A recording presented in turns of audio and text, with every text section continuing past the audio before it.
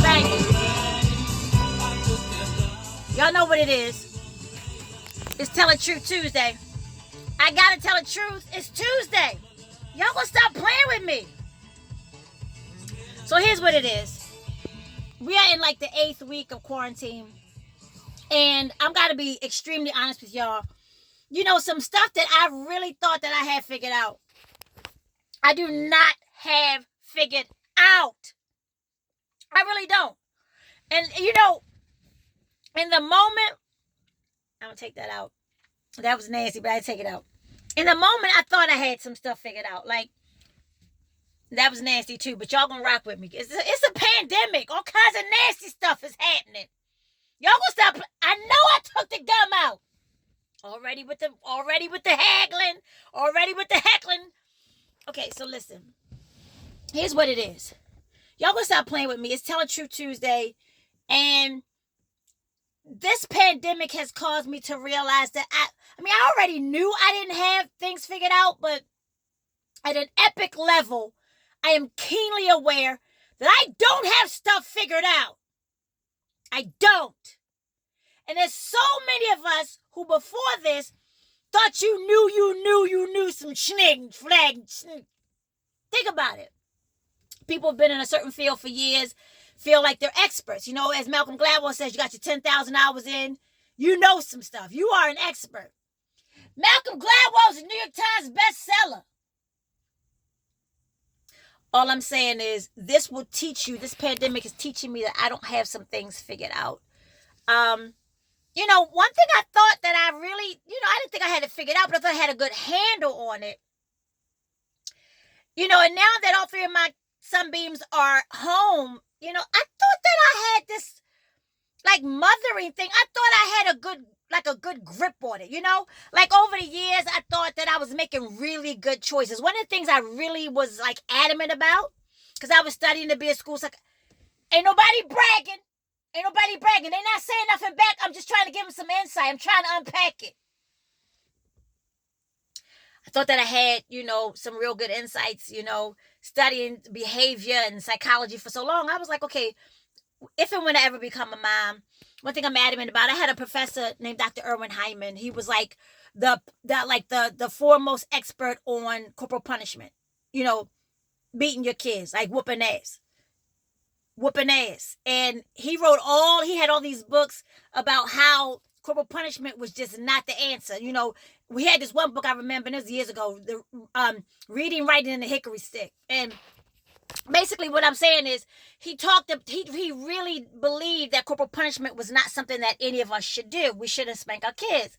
And I grew up, my mother's sister. They missed that. My mom was that young that we were raised as sisters for a short stint. And my sister and I were raised as my mother's sisters. And I'm saying that to say, so my grandparents was straight from North Cackalack. And they believed in the hickory stick. They had no problem with the hickory stick at all. In other words, they whooped that ass. In fact, my grandfather had 9 children. And if you include me and my sister, that was 11 foremans. 11 foremans. I know they was getting that what's name. Y'all so petty. They was getting that what's name. And my grandparents had 11 children. And my grandfather was about that hickory stick. But he ain't use a hickory stick. Stay with me. Come real close. He'd make my uncle brothers. I know, don't judge me. He'd make my uncle brothers go outside and get a switch. Right? It wasn't a light switch. It was a piece of stick off of a tree. My grandfather would whittle that thing down till it was a whip. I called it a whip, they called it a switch. And my grandfather, when you would get out the gate on him, if you try crack slick, these are all, East Coast Baltimore terms, colloquialisms. Go look them up. Might find one in the episode of The Wire, I don't know. Because everybody think that all of Baltimore is The Wire, and it's not.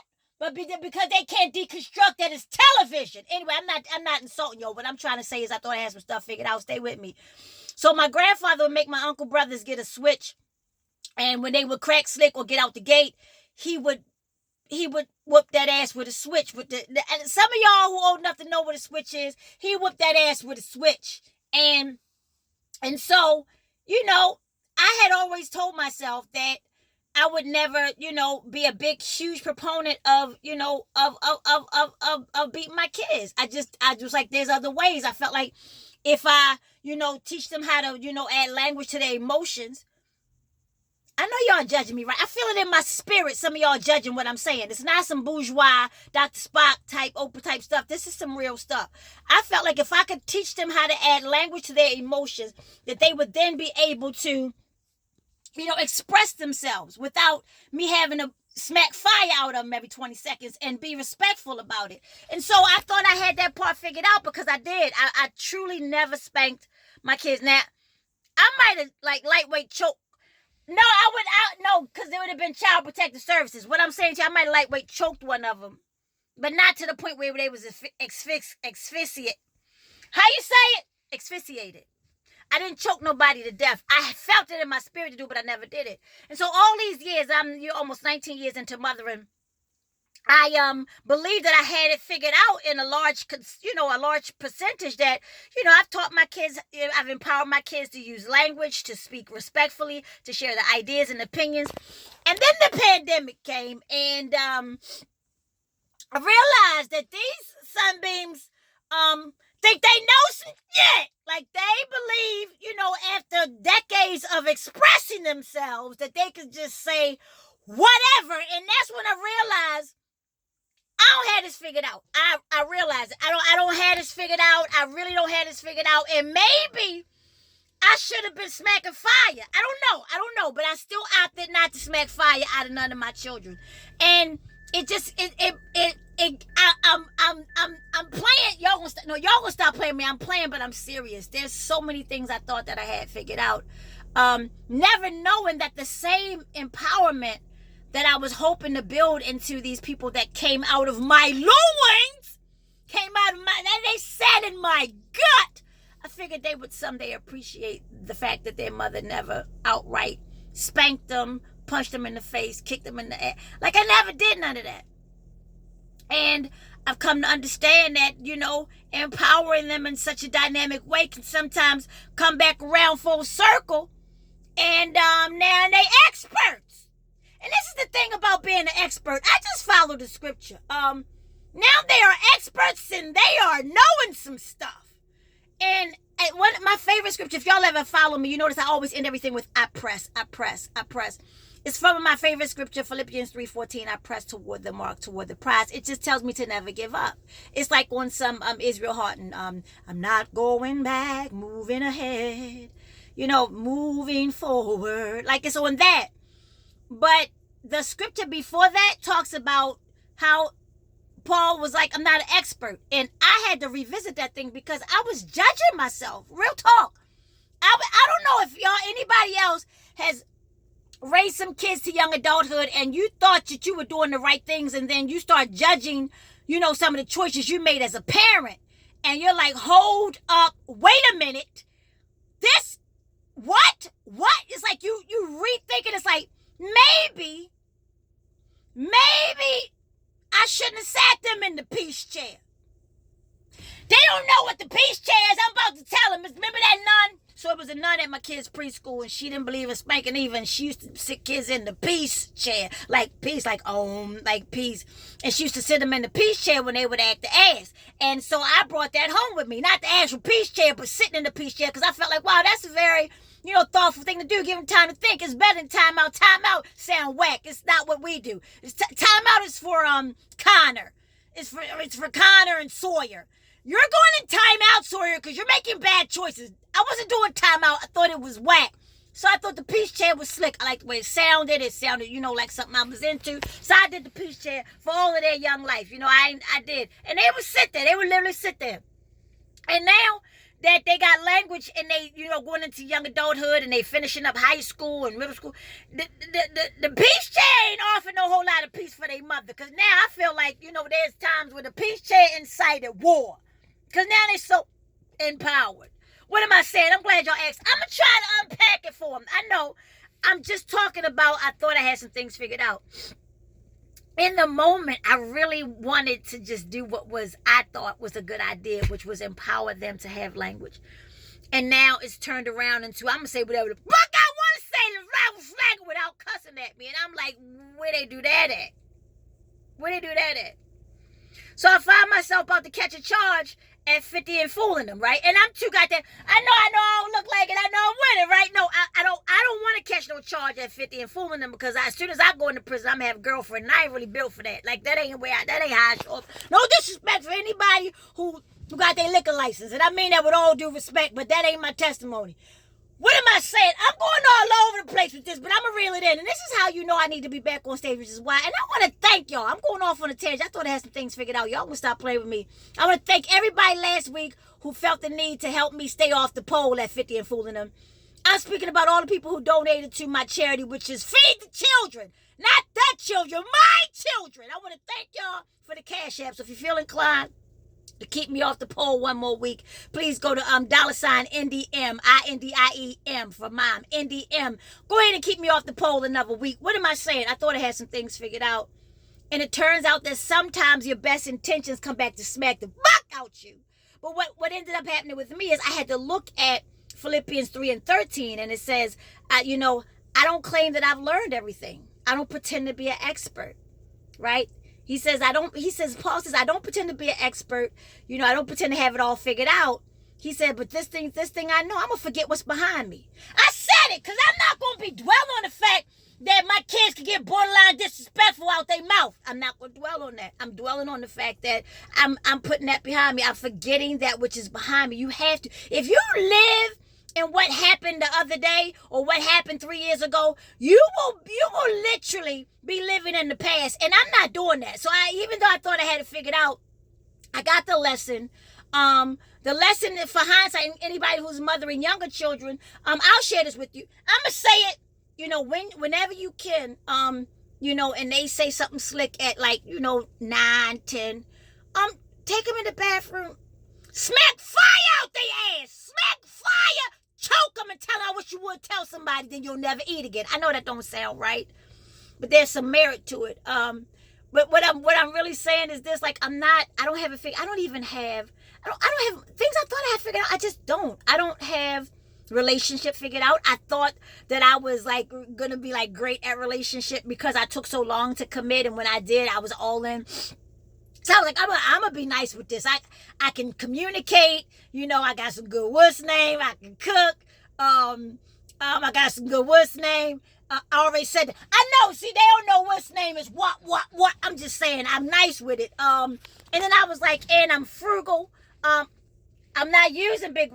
I don't overly spend. I'm a team player. I got a lot of great attributes I thought for a relationship, and then turns out that in the relationship you gotta relate. It can't just be you willing to do the heavy lifting. And somebody said to me a couple weeks ago, can you talk about the heavy lifting? I thought I had it figured out. I really did, but what I realized is I don't have stuff figured out. I just never quit. I think I said something. Y'all can stop playing with me. I don't have relationship figured out. I don't have mothering figured out. I don't have comedy figured out. I recently had someone to try to deconstruct what it means to be a comedian who ain't never stepped foot on stage. They want to tell me what not to say. If you don't get the flag blagging out of my face, you can't tell me what not to say. Anyway, I thought I had to figure it out, and I realized that I don't. And so what I just do is I just keep moving forward. I be on my Israel heart, and I keep moving forward. I realize I can't stop the rain. I cannot stop the rain. No matter how much you think you know some stuff. I think I'm saying something in this car. You can't stop the rain. On some, for real. What was that group? You know the group. Remember, you can't stop the rain when it starts to fall. In other words, life shows up. Shit happens, and you can't stop it. So what am I saying? I'm saying to you, understand that it's okay that you ain't got figured out. But y'all gonna stop playing with me because I'm too grown and I'm too grateful. And y'all can drop something, keep me off the pole. Not hashtag. Hashtag is the pound sign on your grandmother's phone. No, $, IndieMom, INDIEM. What I'm saying to you is it's okay not to have things figured out as long as you never quit. That's why I press. It's okay that if you made some mistakes parenting. It's okay if you made some mistakes in relationship. It's okay if you made some mistakes in your career. Just never quit. Why? I'm getting ready to come in now. Why? Because if you never quit, I promise you, there is joy that comes in the morning. I said it, on the other side of never quitting is joy. It's a promise from the one who made you. If you never quit, there's joy. Meaning what? Things will happen that you couldn't even put language to. I promise you. And joy will come in the morning if you just allow yourself to mess up, get up, and keep going. Move forward. I promise you. You can't stop the rain, baby sis, but you can never quit. So what am I saying? Y'all gonna stop playing with me. It's okay. See your mistakes, see your errors, but do the heavy lifting. What is heavy lifting? I'm going to tell them before I go. What is heavy lifting? Heavy lifting means that you are willing to do the work. What is the work? Sometimes it's asking for bold, relentless forgiveness until the pain goes away. I said it. It's asking for forgiveness and behaviorally shifting until the pain goes away to the one that you have committed the injury to. I think I said something. See, sometimes people just want you to have selective amnesia and just forget what happened. That's some bullshit. You've got to do the heavy lifting. You've got to be humble. You've got to be accountable. You've got to be fat to be a God. I said it. They like, huh? You got to be fat, baby sis. You got to be faithful, available, and teachable. I think I said something. You got to be fat to do the heavy lifting. You got to be faithful, available, and teachable. What am I saying? I'm saying just when you think you got to figure it out and then you blow it, it's okay. Long as you fat, get your fat ass in there and stay. Be faithful, available, and teachable, and you will get to the other side. I promise you. So, y'all want to stop playing with me. Don't give up just because that situation didn't work out and that situation didn't work out. And sometimes your kids crack slick after you thought you poured good stuff in them. And sometimes that brother still don't love you. You can't make nobody I can't make you love me if you don't. And you can make your heart feel something you want. That's what Nancy Wilson said, God rest her soul. That is from the book of Nancy Wilson. You can't make nobody love you. So what am I saying? Even when you think you got it figured out, be okay when you blow it. Just never quit. Can you promise me that? Can you promise? Because I'm not quitting. I ain't worked in 8 weeks, but I'm not quitting. Because I know God got a ram in the bush for me. And I know some of y'all look out for me like y'all did last week. And I'm grateful. And I'm not ashamed of the fact that y'all blessed my life. So go back and do it again if you want to. If you feel moved by that, go back and do it again. Keep me off the pole. You understand? Because I'm 50 fun. I'm 50 and fooling them. But I still could probably make at least $2.27 on the pole. But I ain't trying to do that. Right? So go back over there and then drop me off something at INDIE, the letter M like Mary, at Cash App. And I'm going to tell you, y'all going to stop playing with me. I thought I had it figured out. I just don't. I don't have it figured out. I just never quit. Because there's joy on the other side. I'm too grown, too grateful. And y'all going to stop playing with me. It's Tell the Truth. Every Tuesday at 9:30. See you here again. Take good care. Cash App. $INDIE M for mom. Y'all take good care.